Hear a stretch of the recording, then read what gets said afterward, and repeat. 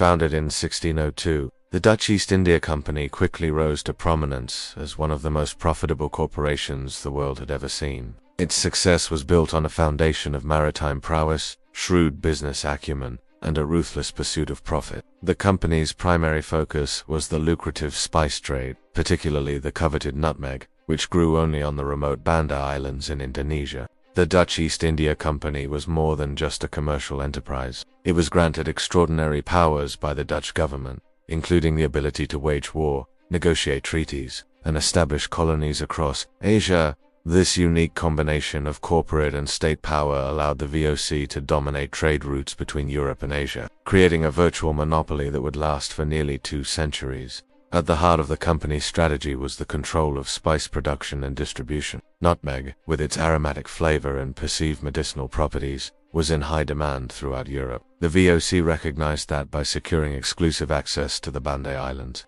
they could corner the market and generate enormous profits for their investors. However, the company's ambitions were not without opposition. The Bandanese people, numbering around 15,000, had long controlled the nutmeg trade through a system of village confederations led by wealthy traders known as Orang Kaya. These skilled merchants had maintained their monopoly for centuries, selling to the highest bidders across Asia and Europe. The clash between the VOC's imperial ambitions and the Bandanese desire for independence would lead to one of the darkest chapters in the company's history. Jan Pieterszoon Cohen, a ruthless company official, was determined to secure complete control over the nutmeg trade, regardless of the human cost. Cohen's brutal campaign against the Bandanese people resulted in widespread devastation and loss of life. The company's forces systematically destroyed villages, executed resistors, and forcibly relocated survivors. This violent conquest effectively ended control over the nutmeg trade and cemented the VOC's dominance in the region.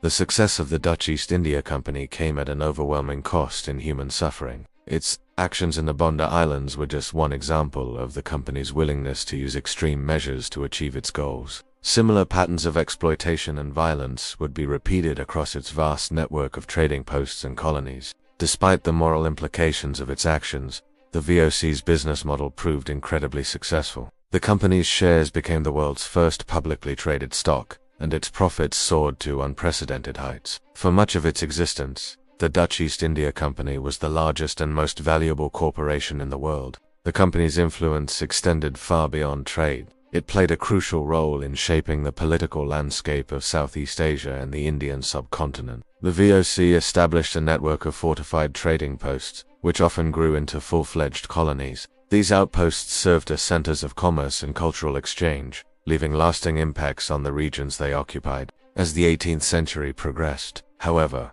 the Dutch East India Company began to face increasing challenges. Competition from other European powers, particularly the British East India Company, eroded its market dominance. Internal corruption and mismanagement further weakened the once mighty corporation. By the late 1700s, the VOC was in serious financial trouble. Its massive debts and inability to adapt to changing global markets led to its eventual downfall. In 1799, the Dutch government officially dissolved the company, marking the end of an era in global trade. The legacy of the Dutch East India Company is complex and controversial. While it pioneered many aspects of modern corporate structure and global trade, its history is also marred by exploitation, violence, and colonial oppression. The story of the VOC serves as a stark reminder of the potential consequences when unchecked corporate power intersects with imperial ambition. Today, the 3 letters VOC no longer dominate the world's trade routes, but they remain a powerful symbol of an era